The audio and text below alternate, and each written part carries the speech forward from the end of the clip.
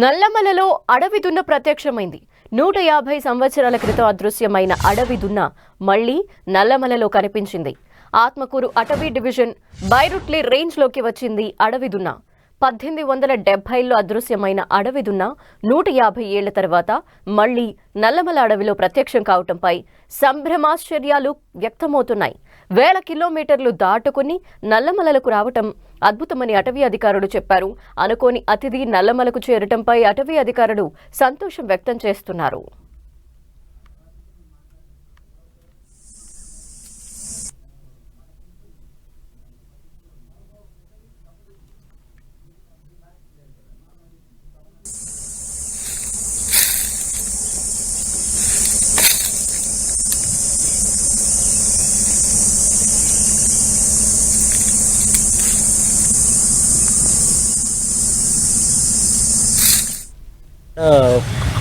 ఉండేది అడవి దున్న అనేది గతంలో ఎప్పటి నుంచో నల్లమల అటవీ ప్రాంతంలో ఉంది. మన records forest department working plans, management plans వీటిని చూసినప్పుడు దాని రికార్డ్స్ అయితే ఉన్నాయి.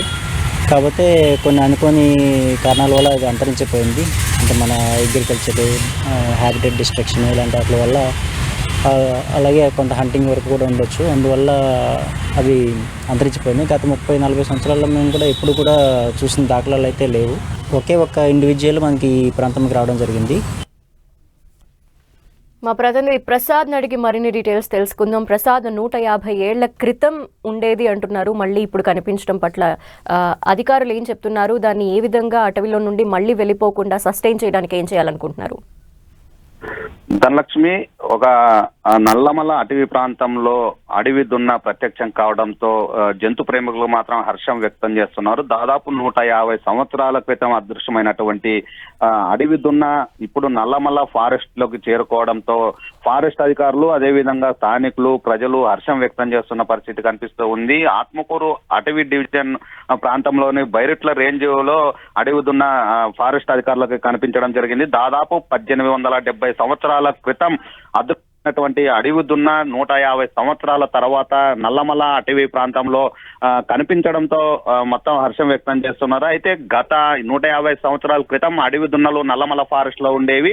ఇప్పుడు ఇతర ప్రాంతాల్లో దాదాపు వేల కిలోమీటర్లు వెళ్లిపోయిన పరిస్థితి. అప్పుడు గతంలో హాంట్ అంటే ఏదైతే దాడులు జరుగుతాయో ఆ దాడులకి భయపడి ఏమన్నా అడవి దున్నలు ఇతర ప్రాంతాలకు చేరుకున్నాయా అనేది మాత్రం ఫారెస్ట్ అధికారులు సర్వే చేస్తున్న పరిస్థితి కనిపిస్తుంది. అడవి దున్న మొదటిసారిగా 150 సంవత్సరాల తర్వాత కనిపించడంతో అటవీ ప్రాంతంలో దాన్ని సురక్షితంగా ఉండేటట్లు ఫారెస్ట్ అధికారులు ప్రత్యేకంగా చర్యలు తీసుకుంటున్నట్లు తెలుస్తుంది. అయితే ఒకటే వచ్చిందా అడవి దున్న, లేకుంటే 5-6 అడవి దున్నలు వచ్చాయా అనేది సమాచారాన్ని సేకరిస్తున్నారు. దానికి సంబంధించి ఏవైతే అటవీ ప్రాంతంలో ట్రాప్ కెమెరాలు ఉంటాయో వాటి ద్వారా పర్యవేక్షిస్తున్నట్లు సమాచారం అందుతుంది. ఇప్పటికే అడవి దున్న ఫారెస్ట్ కు చేరుకోవడంతో దాదాపు అంటే పోలవరం ఆ ప్రాంతాల్లో ఎక్కువ అటవీ ప్రాంతాల్లో ఉంటుంది. అలాంటి పరిస్థితుల్లో దాదాపు వేల కిలోమీటర్లు వచ్చి నల్లమల ఫారెస్ట్ లేకి అడవి దున్న రావడంతో మాత్రం జంతు ప్రేమికులు హర్షం వ్యక్తం చేస్తున్నారు. వేల కిలోమీటర్లు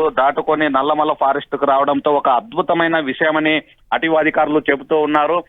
ఇతర రాష్ట్రాల్లో ఉన్నటువంటి అడవి దున్న, దట్టమైన అడవి ప్రాంతంలో ఉండేటువంటి అడవి దున్న నల్లమల ఫారెస్ట్ లేకి రావడము మొదటిసారిగా కనిపించడంతో 150 సంవత్సరాల తర్వాత అటవి దున్న నల్లమల ఫారెస్ట్ లో కలియ తిరుగుతుండడంతో అది ఎక్కడి నుండి వచ్చింది అనే దానిపైన కానీ ఫారెస్ట్ అధికారులు సర్వే చేస్తున్నట్లు స్పష్టంగా అర్థమవుతుంది. దీనికి సంబంధించి ఒకటే అడవి దున్న వస్తే పెరిగే అవకాశం లేదు కనుక ఏవైనా ఇంకా ఒక 4-5 వచ్చాయా దానిపైన మాత్రం ఫారెస్ట్ అధికారులు మాత్రం ప్రత్యేకంగా దృష్టి సారించారనేది స్పష్టంగా అర్థమవుతుంది. అడవి దున్న మొట్టమొదటిసారిగా 150 సంవత్సరాల తర్వాత కనపడడంతో మాత్రం ఫారెస్ట్ అధికారులు కూడా హర్షం వ్యక్తం చేస్తున్నారు. అదే విధంగా జంతు ప్రేమికులు, ఏదైతే నల్లమల్ల ఫారెస్ట్ దాదాపు 100 కిలోమీటర్లు విస్తరించి ఉంటుంది.